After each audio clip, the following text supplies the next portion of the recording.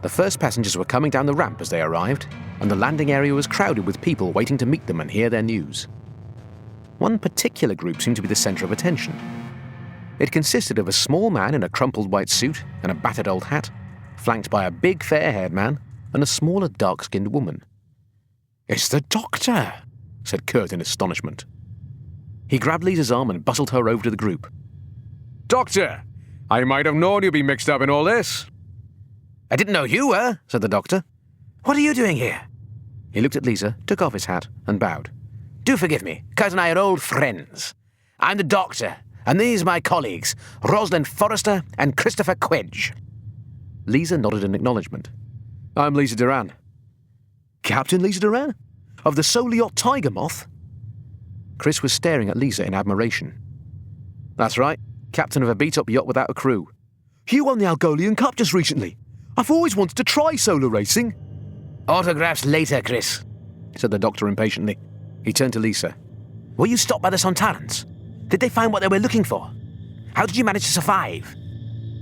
"We were, and they did," said Kurt. "We survived, they didn't," said Lisa. "Nor did what they were looking for." The doctor looked at Kurt. "You mean you were on board as well? What an amazing piece of serendipity I'm meeting like this. We must talk. I think we've got a lot to tell each other." The telling was done over more champagne at a large corner table in the bar. The doctor and Kurt apart, it was an uneasy group.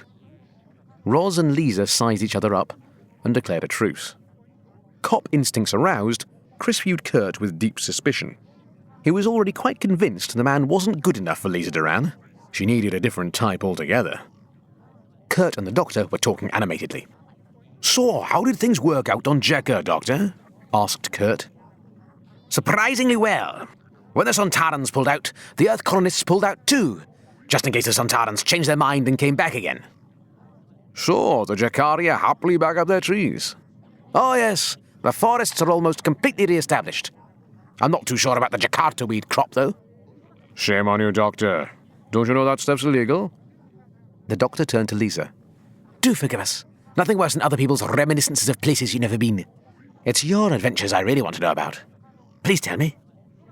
Lisa, although inclined to be suspicious of strangers on principle, found herself responding to the doctor's charm. Skillfully, he drew out of them the full story of the events on the Tiger Moth's Shakedown cruise. "You're sure the Rutan was killed?" asked the doctor.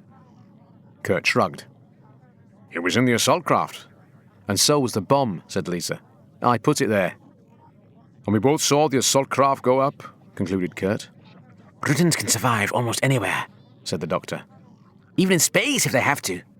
But in a small craft in close proximity to a large bomb..." "There'd have been other explosives on the ship as well," said Kurt. "That ship went nowhere. Believe me, that Rutan got scattered all over deep space." "It's a pity," said the doctor. "A very great pity." "Come on, Doctor," protested Ros. "That thing was a killer. It left a trail of corpses over a dozen planets." "It killed my engineer, Robar," said Lisa, "and most of my crew as well. How can you be sorry that it's dead?" "I know," said the doctor. "I know." He looked around the group. "Maybe it's time I told you all what this is about." "Don't mind us, Doctor," said Ros sourly. "We'll just go on dodging blasters and collecting the corpses." The doctor winced. "I'm sorry. I know I've asked you to take a great deal on trust. It all begins with a Rutan spy. The greatest spy of all, operating behind Sontaran lines in Sontaran form. At that time, he called himself Khan.